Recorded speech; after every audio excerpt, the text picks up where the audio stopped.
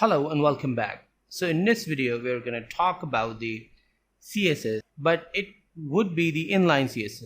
However, we won't write that inline, but it would be the inline CSS. So what we are going to do, we are going to do something very interesting. Actually, we are going outside of the return. Here we are first of all creating a variable like var, and here the styles.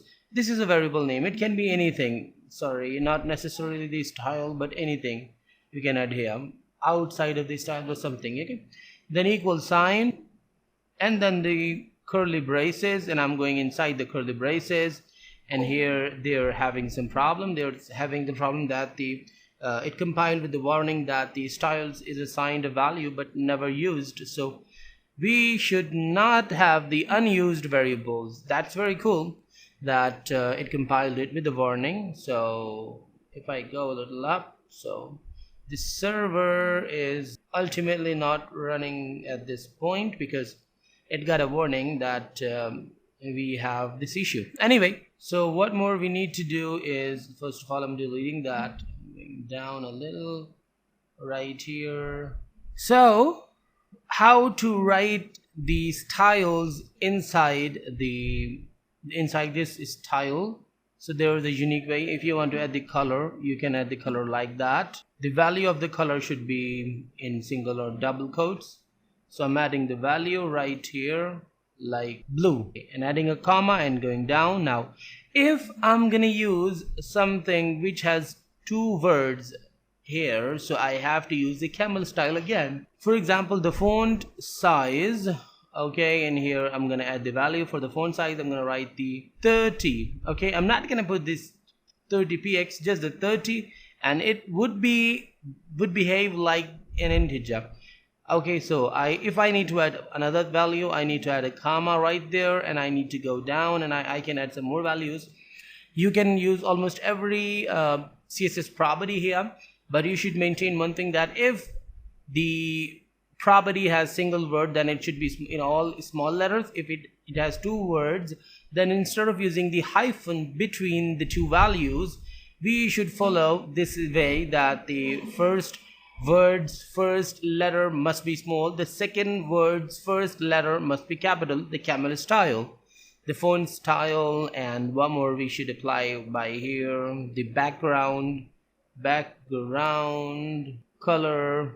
You need to be very careful about the case sensitivity. If you're using the B small, C capital, so you just cannot use this O as capital, it would be an error.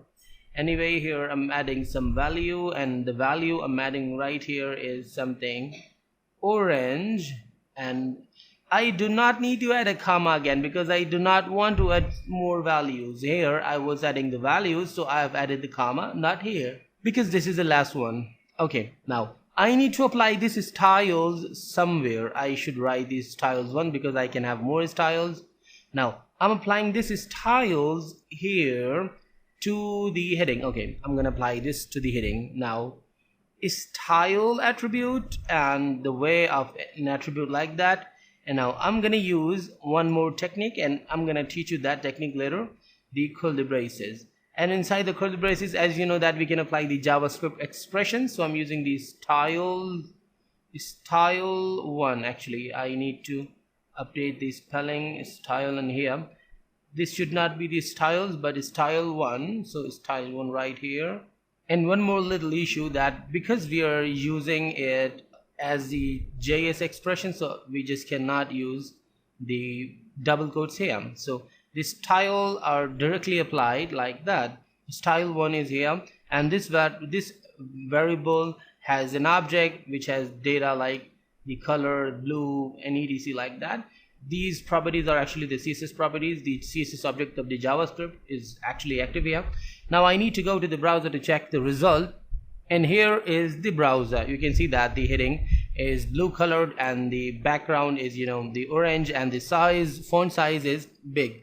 If I check this in the inspect element, so all I need to go here, and I am able to see the font size is 30, the background color is orange, and the color is blue. So I think we can now understand here. If I see even here that the color style, color blue, font size, you can see that the font size is not in the same way as it was. The font size is, you can see that it has hyphen, so it's definitely compiled. The JSS compiler made it the font hyphen size instead of the camel style of font size. Then the 30, and then the background color is working in the same mode. So if I just press Ctrl and U, I should see this in a different scenario. And here you can see that is still no sign of any texturing because it is JavaScript, so it's client side. Anyway, this is awesome. A few things while working on these styles, you need to know that the camel style should not be very surprising for you, because if you're coming from the JS background, you must know that in the DOM, when we work with the JS DOM, the style object does the same. So it's actually using the JS style object for the sake of the CSS. So it is all fine. It's absolutely the JS style where we do like that. Anyway, the second important thing is here, as we use the font size and we put it at 30, so you do not need to be very careful, or you do not need to be worried about the PX, because the React will automatically make it the PX. It's again, the JavaScript stuff, so it's fine. You should not need to add the double quotes and the PX here. You just leave it as the integer. It would work fine.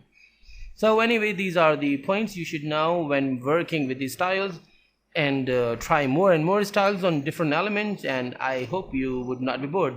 Now we're going to talk about why this curly braces worked here. So in the next video we're going to talk about this. Till then, stay tuned.